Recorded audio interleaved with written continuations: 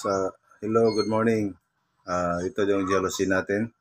Tatanggalin ko para lilinisan natin lahat to. Mga blades na jealousy, tinanggal ko lahat.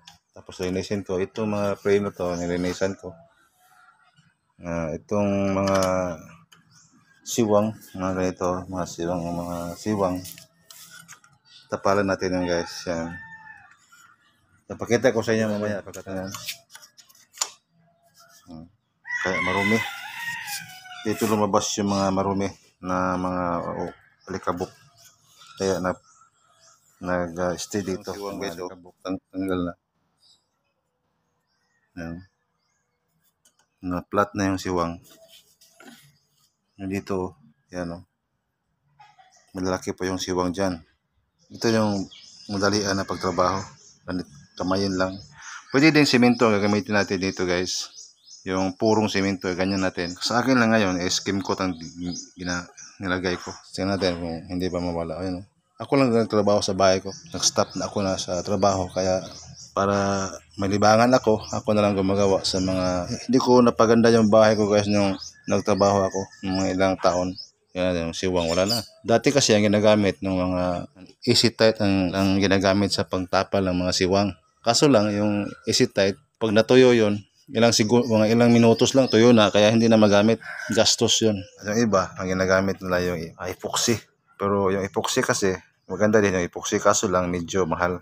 45 peso every 2 kilos. O sa isang sako is 300 plus. Medyo tipid tayo sa skim coat. Magpipintal na tayo. Nawala na ang mga lubak-lubak, mga liki-liki, mga ikang agais na wala na. So guys, diyan na, wala na yung mga lubak-lubak oh.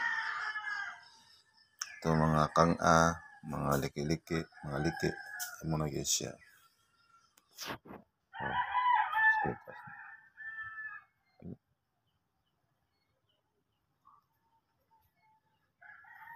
Ito kung naana na paghimo guys. Nari na kayo.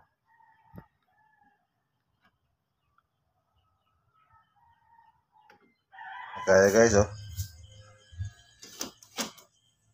Nagabianan ta. Wala na ang mga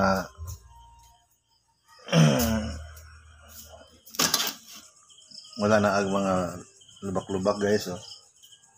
Wala na ang mga lubak-lubak na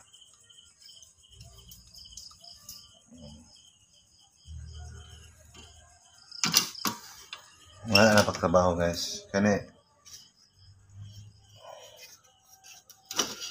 tatsunon pa.